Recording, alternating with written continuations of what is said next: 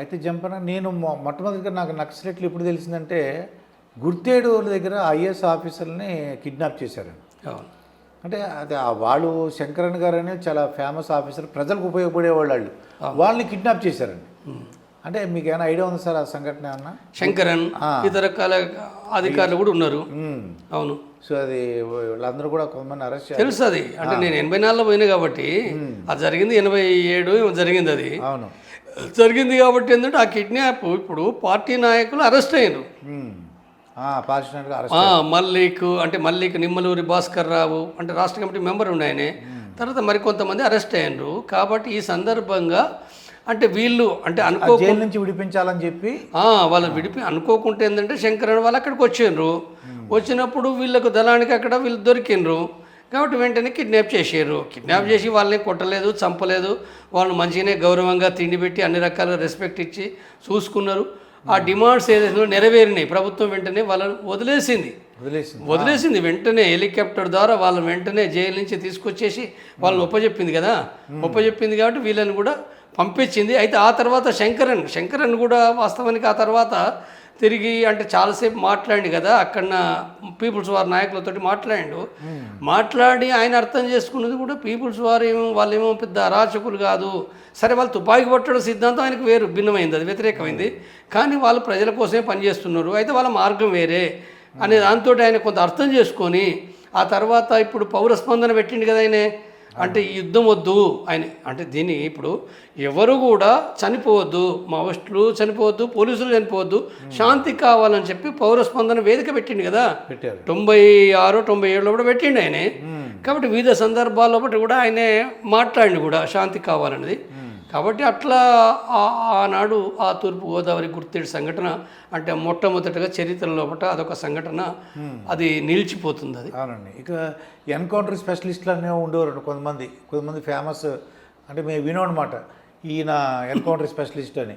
అంటే ఏంటంటే ఎన్కౌంటర్ అంటే ఏంటి అసలు? వీళ్ళు ఈ ఎన్కౌంటర్లో ఎక్కువగా ఏంటంటే ఎదురు కాల్పులు అని చెప్తుంటారు, అవేమో బోటప్ కాల్పులు అని నక్సలైట్ అంటారు. అసలు యాక్చువల్గా ఏంటంటారు? నిజంగా మీరు దాంట్లో ఉన్నారు కాబట్టి మేము చెప్పమన్నాడు, ఏది కరెక్ట్? ఇప్పుడు సామాన్యం మాకేం తెలీదు, మీరు చూశారు కాబట్టి. వీళ్ళేమో బోటకు ఎన్కౌంటర్లు అని, వాళ్ళేమో తీసుకెళ్ళి కాల్ చేశారు అని కాదు, ఎదురు కాల్పులని వాళ్ళు. ఇప్పుడు ఎదురు కాల్పులు అంటే ఏంటిది? ఎదురు కాల్పులు అంటే ఎన్కౌంటర్ అంటాను. ఎన్కౌంటర్కు బూటకపు ఎన్కౌంటర్కు తేడా ఉంది కదా. ఎన్కౌంటర్ అని అంటేనో ఇప్పుడు చట్టం ఏం చెప్తుంది? చట్టం ప్రకారంగా వాళ్ళు నేరస్తులైన ఆయుధాలు కలిగి ఉన్నప్పటికి కూడా ఏంటంటే వాళ్ళని పట్టుకొని శిక్షించాలి, వాళ్ళని పట్టుకొని కౌన్సిలింగ్ ఇవ్వాలి, ఈనకపోతే పట్టుకొని శిక్షించాలి. అంటే ఎట్లా పడితే ఇష్టానుసారంగా కాల్చి చంపడం కాదు, ఉరి తీయడం కాదు. కాబట్టి శిక్షించాలి, చట్టం ఏం చెప్తుందో దాని ప్రకారం శిక్షించాలి. అయితే మరి ఇప్పుడు నేరస్తుడు ఒకడు ఉన్నాడు. నేరస్తుడు ఉన్నప్పుడు మరి పోలీసులు పోయి పట్టుకోవాలనుకుంటే మన నేరస్తుడు కూడా తుపాకీ ఉంది, లేకపోతే కత్తి ఉంది, బాంబు ఉంది, తను కూడా మరి దాడి చేస్తున్నప్పుడు ఏం చేయాలి పోలీసులు? కాబట్టి అలాంటి సందర్భంలో ఆత్మరక్షణ కోసం సెల్ఫ్ ప్రొటెక్షన్ అనేది అవసరమైంది పోలీసులకు. కాబట్టి అవసరమైతే అవసరంలో భాగంగా కాల్పులు చేయొచ్చు కొంతవరకు అది దానికి ఉంటుంది. అది ఎక్కడ కాల్చాలి? నువ్వు ఇక్కడ తలకాయ కాల్చొద్దు, గుండెకి కాల్చొద్దు, కాళ్ళకు కాల్చాలని ఉంటుంది. మళ్ళీ ఇష్టం ఉన్నట్టుగా వందలాది వేలాది తూటాలు ఆటో వెపన్ పెట్టి పటపటది ఇప్పుడు కాదు కదా. అంటే కనీసం ఏంటంటే అంటే ఆ నేరస్తులను మినిమైజ్ చేయడానికి, అంటే గాయపడ్డ తర్వాత తనేం ఫైర్ చేయలేడు కదా, యుద్ధం చేయలేడు కదా. కాబట్టి ఆ సందర్భంలో పోయి పట్టుకో, అరెస్ట్ చేయి, తీసుకురా, జైలు శిక్షించు, ఇది కదా చెప్పేది, చట్టం చెప్పేది ఇది. కాబట్టి ఇది దీని ప్రకారంగా ఎప్పుడు కూడా అంటే 77 లోపల కూడా ఎన్కౌంటర్లు బూటక వెంగళరావు ప్రభుత్వమే బూటక ఎన్కౌంటర్లు చేసింది కదా. వెంగళరావు ప్రభుత్వమే బూటక ఎన్కౌంటర్లు చేసింది చాలామందిని. అది అంటే బూటక ఎన్కౌంటర్లు 77లోనే ఉన్నాయి, ఇంకా ముందు కూడా ఉన్నాయి అనుకో చరిత్రలో. లాటిన్ అమెరికాలో మొదలై తర్వాత మనకు తెలంగాణ, ఆంధ్రప్రదేశ్ లోపల విస్తారంగా పట్టుకొని చంపడం అనేది ఉందో, అంటే అంతకుముందు కొద్ది డిఫరెన్స్ ఉండే. కానీ ముఖ్యంగా 85 నుంచి అయితే 83లోనే ప్రారంభమైనాయి. అంటే 70 ఏళ్ళ జరిగినాయి, 83లో జరిగింది. 83లో కూడా బూటకం ఎన్కౌంటర్ చేశారు, 85లో చేసినారు. కాబట్టి ఈ బూటకం ఎన్కౌంటర్లు అంటే ఇక్కడ ఏమీ లేదు. మీరు గ్రామంలో ఉన్నారు, మీరు తుపాకీ లేదు, మీరు ఒక పార్టీ కాదు, అయితే మీరు రాడికల్ విద్యార్థి సంఘంలో రైతు కూలి సంఘంలో పట్టినో చట్ట ప్రకారంగా మీరు పని చేస్తున్నారు, ప్రచారం చేస్తున్నారు, తప్పు కాదు కదా. ఇప్పుడు నేను చెప్తున్నా 84లో పట్ట నేను పోయిన గ్రామంలో మీటింగ్ పెట్టినాం, తప్పు కాదు కదా. కుల మతాలు లేవు, అన్యాయాలు వద్దు, దోపిడీ ఉండొద్దు అని చెప్పి పాటలు పాడడం తప్ప? మరి పాటలు పాడిన సుదర్శన్ కడిపికొండ దగ్గర, వరంగల్ కాజీపేట దగ్గర సుదర్శన్ చంపేసినారు కదా. సుదర్శనే కదా. బండి యాదన్న అంటే హాస్టల్ మెస్ వర్కర్ బండి యాదన్న చంపారు కదా. బండి యాదన్న అంటే వీళ్ళు ఏ తుపాకులు లేని మామూలు వాళ్ళు అనేక మందిని ఇట్లా చంపారు. వీళ్ళే కాదు, ఇంకా చెప్పాలనంటే ఇప్పుడు మనకు ఇప్పుడు మన షేక్ ఇమాము ఉన్నాడు. షేక్ ఇమాము పార్టీ కార్యకర్తే, గంగన్న అంటారు. గంగన్న ఒక అంటే ఆయన తిరిగి వచ్చిందంటే ఒక గుడిలో పడుకున్నాడు. ఆయన గుడిలో ఏదో ఊరు బయట గుడి ఉంటుంది కదా, చిన్న గుళ్ళు, ఆ గుళ్ళే రక్షణ తీసుకొని పడుకుంటే అక్కడికి పోయి ఇన్ఫర్మేషన్ తోటి పోయి పోలీసులు పట్టుకున్నారు, చంపేశారు. దీన్ని ఏమనాలి అంటే ఆయన పార్టీ కార్యకర్త నిజమే, కానీ దొరికింది కదా. దీన్ని ఏమనాలి? ఇది బూటకం ఎన్కౌంటర్ అనాలనా, ఎన్కౌంటర్ అనాలనా? ఇది బూటకం ఎన్కౌంటర్ అవుతుంది. ఇది బూటకం ఎన్కౌంటరే. కాబట్టి ఇలాంటి అంటే నేనేం చెప్తున్నానంటే మొత్తం చరిత్రలో కనుక చూస్తే 95% బూటకం ఎన్కౌంటర్లే. కొన్ని సందర్భాల్లో పట్ల దళాలతో దాడులు జరగలేదంటే దళాలతో దాడులు జరిగినవి ఉన్నాయి, ఫైరింగ్స్ ఉన్నాయి. ఇప్పుడు నంబాల కేశర్ ఉన్నారు, పార్టీ జనరల్ సెక్రటరీ, అంటే అక్కడ కంపెనీతోటి ఫైరింగ్ అయింది. కంపెనీ 35 మంది ఉన్నారు కదా, వాళ్ళు 35 మంది ఆయుధాలు కలిగే ఉన్నారు. ఆయుధాలు కలిగి ఉన్నప్పుడే ఫైరింగ్ అయింది. ఆ ఫైరింగ్ లోపల చాలామంది చనిపోయారు. కానీ ఆ ఫైరింగ్ ఎట్లా జరిగింది? ఫైరింగ్ అనేది ఏందో చట్టంలో చెప్పినట్టు జరగలే. వాస్తవంగా చూడటానికైతే తుపాకులు ఉన్నాయి, వీళ్ళకు ఉన్నాయి, వాళ్ళకన్నాయి. కానీ వీళ్ళు పోయి ఏది డ్రోన్ల ద్వారా బాంబులు ఇచ్చిండ్రు, లేకపోతే వేలాది బలగాలు యుద్ధం కదా, అది ఎన్కౌంటర్ అన్నారు, యుద్ధం అంటారు దాన్ని. యుద్ధం అనుకున్నప్పుడు వేలాది మంది పోయి ఎలాంటి అది లేకుండా సర్ప్రైజింగ్గా, అంటే నువ్వు నిద్రలు ఉంటావు లేకపోతే మామూలుగా అదమర్చి ఉంటావు, సర్ప్రైజింగ్గా వేలాది వెపన్స్ తోటి వేలాది తూటాలు గుప్పించడం ద్వారా మనుషులు ఎట్లా బతరిగా. అయితే జంపన్ గారు వీళ్ళకి ముందు తెలుసు కదా ఇన్ఫర్మేషన్ వస్తున్నారు దగ్గర పోలీసులు అంటే, దూరంగా పారిపోవడం కానీ లోపలికి అడవుల్లోకి వెళ్ళిపోవడం కానీ లేకపోతే ఎక్కువ దగ్గరికి వెళ్ళి దాక్కోవడం చేయాలి కదా. లేదు, వీళ్ళు పోయింది కదా. వీళ్ళు ఇప్పుడు నంబాల కేశవరావు ఈ కంపెనీ మొట్టమొదటగా అది ఏదైతే ఉందో మొదటగా అది పోలీసు బలగాలకు లీక్ అయింది సమాచారం అని చెప్పి ఆ డైరెక్ట్ కాల్ చేశారు. తర్వాత అక్కడి నుంచి మళ్ళీ రెండో రోజు 19వ తారీఖు మళ్ళీ అక్కడికి పోయిన తర్వాత పోలీసులు చాలా దగ్గరికి వీళ్ళు ఉన్న దగ్గరికి వచ్చినట్టు వీళ్ళకి తెలిసింది. ఊళ్ళోకి వచ్చిండ్రు, వీళ్ళు కొద్దిగా అడవిలో ఉన్నారు కదా, ఊళ్ళోకి వచ్చిండ్రు అనే విషయం తెలిసింది. అడవికి ఊరుకు దగ్గరే ఉంటుంది, 5-10 నిమిషాలు నడిస్తే ఊరు వస్తుంది. కాబట్టి వీళ్ళకి తెలిసిన తర్వాత ఇది బాగుండదని చెప్పి వెంటనే వీళ్ళు డైరెక్ట్ కాల్ చేసి వెళ్ళిపోతున్నారు. వెళ్ళిపోతుంటే కూడా ఫైరింగ్ అయింది కదా. మళ్ళీ తప్పుకొని పోతుంటే అంటే వాళ్ళు అంటే ఎటు పోయినా ఫైరింగ్ అయింది. ఆ రోజు 5 సార్లు ఫైరింగ్ అయింది, ఒక్కసారి కాదు. ఒక కాడ ఫైరింగ్ అయ్యి మళ్ళీ తప్పుకొని పోతుంటే మళ్ళీ ఫైరింగ్ అయింది, మళ్ళీ ఫైరింగ్ అయింది. అంటే ఒక బ్యాచ్ కాదు, పోలీసులు కొన్ని దాదాపు 30,000 మంది పోలీసు బలగాలను కేంద్రీకరించారు. మరి వీళ్ళు ఉన్నది 35 మంది కదా. తర్వాత మళ్ళీ 19 తప్పుకున్నారు, ఏం చనిపోలేదు, గాయపడలేదు, ఏదో రకం తప్పుకున్నారు. 20 రోజు తిండి లేదు, నీళ్ళు లేవు, ఎటు పోలేని పరిస్థితి. ముందు పోదాం అనుకుంటే కూడా దాడులు అయినాయి. 21 ఉదయం మళ్ళీ దాడి అయింది, దాడిలో కూడా చనిపోయారు వీళ్ళు. కాబట్టి ఇది ఏదైతే ఉందో ఇది కంటిన్యూగా కూడా అంటే వీళ్ళు అంటే సాధారణంగా బూటకపు ఎన్కౌంటర్లు వేరే యుద్ధం వేరే. కాబట్టి ఇవాళ అంటే ఇవాళ ఉన్న విషయం ఏంటంటే ఇప్పుడు ఇవాళ మావోయిస్టు పార్టీ కూడా శాంతి చర్చలు అని చెప్పి మేము చేస్తాము, తర్వాత ఆయుధ విసర్జన కూడా ఒక శాంతి చర్చలు ప్రారంభిస్తే అందులో భాగంగా కూడా మేము ఈ విషయాన్ని కూడా చర్చిస్తామని చెప్పారు. వాళ్ళు స్వయంగా కాల్పుల విరమణ కూడా ప్రకటించారు కదా. మరి దీన్ని ఏమనుకోవాలి, వాళ్ళు ఏమనుకోవాలి అంటే మావోయిస్టు పార్టీ అంటే ఆయుధాలు వదలటానికి కూడా సిద్ధపడుతున్న ఒక ఇండికేషన్ కనపడుతున్నదా లేదా? కనపడుతుంది.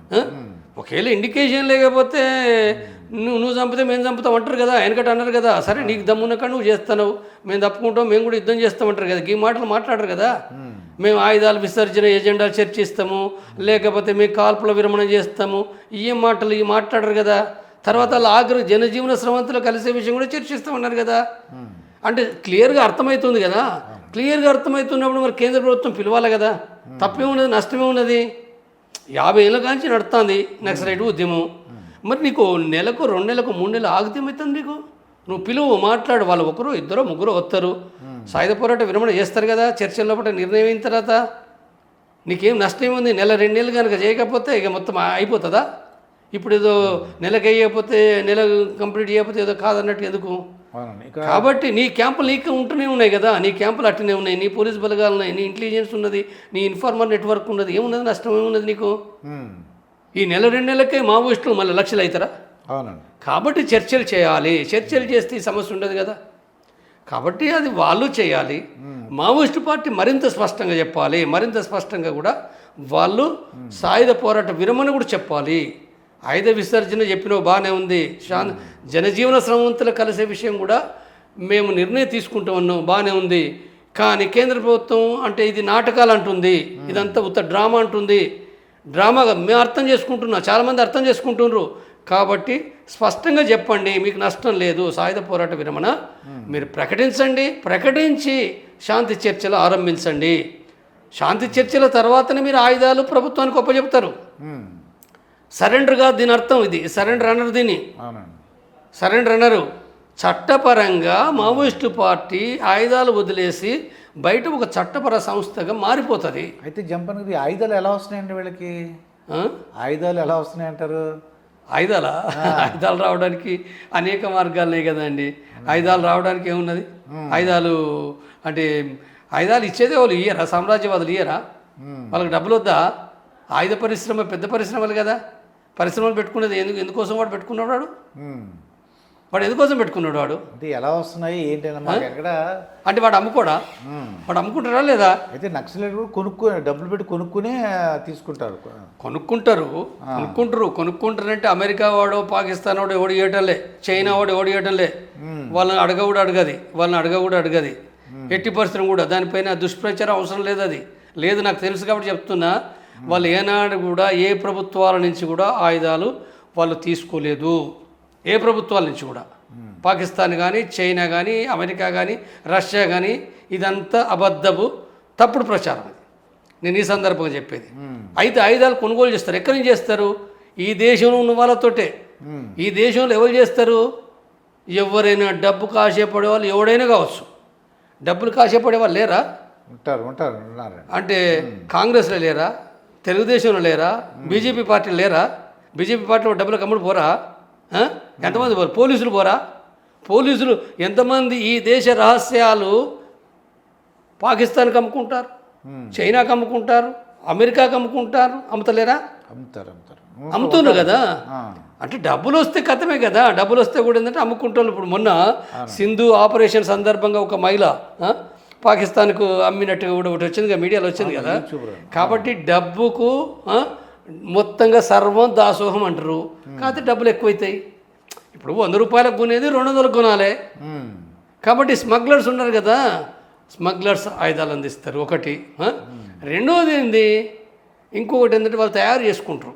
ఇప్పుడు కర్రెగుట్ట లోపల కూడా లేత్ మిషన్లు దొరికినాయి కదా. కర్రెగుట్ట లోపల మొన్న లేత్ మిషన్లు దొరికినాయి. అంటే వాళ్ళే స్వయంగా ఒకప్పుడు పట్టణాల్లో తయారు చేసుకున్నారు. వాళ్ళు పట్టణాలు తయారు చేసుకున్నారు ఒకప్పుడు. ఇప్పుడు తయారు చేస్తున్నారో లేదా నాకు తెలియదు. కానీ అడవిలో అయితే చేసుకున్నారు కదా. లేత్ మిషన్లు పెట్టి, డ్రిల్లింగ్ మిషన్లు పెట్టి, అన్ని రకాలుగా కూడా ఏంటంటే అండర్ గ్రౌండ్ దాంట్లో భూమిలో కూడా సొరంగాలు తవ్వి కూడా చేసుకుంటారు. కాబట్టి తుపాకులు తయారు చేస్తారు, బాంబులు తయారు చేస్తారు. బాంబులు కూడా అక్కడ తయారు చేసుకుంటారు. తయారు ఒకటే కాదు, ఇంకొకటి ఏముంది, యుద్ధం చేస్తున్నారు కదా. వాళ్ళు కూడా యుద్ధం చేస్తున్నారు కదా. యుద్ధం చేస్తున్నప్పుడు మీ కడ తుపాకులు ఉన్నాయి, నా కడ తుపాకులు ఉన్నాయి. మీకు నాకు యుద్ధం జరిగింది. యుద్ధం జరిగిన సందర్భంగా మీరు ఓడిపోతారు, చనిపోతారు. మీ ఆయుధాలు నేను తీసుకొచ్చుకుంటా. చాలా వచ్చినాయి కదా అట్లా. చాలా ఆయుధాలు కూడా AK-47లు వచ్చినాయి, SLRలు వచ్చినాయి, LMGలు వచ్చినాయి, గ్రెనేడ్స్ వచ్చినాయి, పోలీసుల దగ్గర ఉండే గ్రెనేడ్స్ వచ్చినాయి, ఇవన్నీ వచ్చినాయి కదా. కాబట్టి అంటే అనేక రకాలు కూడా ఆయుధాలు వస్తాయి. అయితే వచ్చినప్పటికి కూడా నేను 3 రకాలు చెప్పిన కదా. 3 రకాలు ఎన్ని ఆయుధాలు వచ్చినప్పటికీ ప్రభుత్వ పోలీసు బలగాల ముందట మావోయిస్టు గెరిల్లాలకు సంబంధించిన ఆయుధాలు నాసి రకమైనయే, తక్కువయే.